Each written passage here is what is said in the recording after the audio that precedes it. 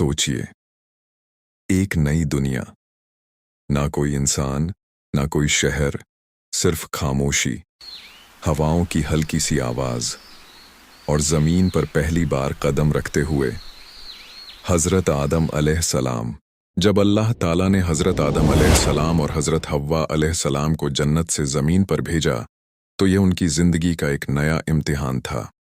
दोनों अलग अलग जगहों पर उतरे, ना कोई रहनुमा, ना कोई सहारा, सिर्फ अल्लाह पर यकीन। हजरत आदम अलैहिस्सलाम तन्हा थे, दिल में नदामत थी, अपनी गलती का एहसास था। वह बार बार अल्लाह से दुआ करते, ऐ अल्लाह, हमने अपनी जानों पर जुल्म किया, अगर तूने हमें माफ न किया तो हम नुकसान उठाने वालों में से हो जाएंगे।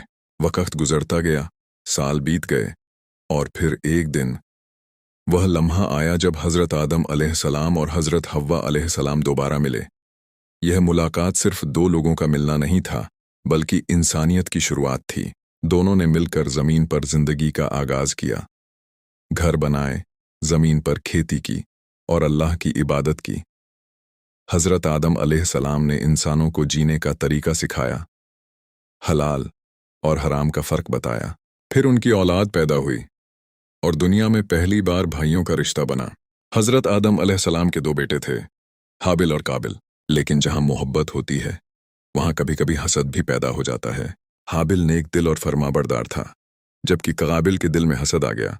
जब अल्लाह के लिए कुर्बानी पेश की गई तो हाबिल की कुर्बानी कबूल हो गई और काबिल की नहीं। ये बात काबिल बर्दाश्त न कर सका। हसद ने उसके दिल को इतना अंधा कर दिया कि उसने अपने ही भाई हाबिल को कत्ल कर दिया। ये दुनिया का पहला कत्ल था। काबिल हैरान रह गया, उसे समझ नहीं आ रहा था कि अब क्या करे। तब अल्लाह ने एक कौवा भेजा जो जमीन खोदकर अपने मरे हुए साथी को दफन कर रहा था। यह देखकर काबिल को समझ आया कि इंसान को भी अपने मुर्दों को दफन करना चाहिए। इस तरह इंसानी जिंदगी का सिलसिला आगे बढ़ता गया। हजरत आदम अलैहिस्सलाम ने अपनी जिंदगी अल्लाह की बंदगी, तालीम और रहनुमाई में गुजारी और इंसानियत को सही रास्ता दिखाया।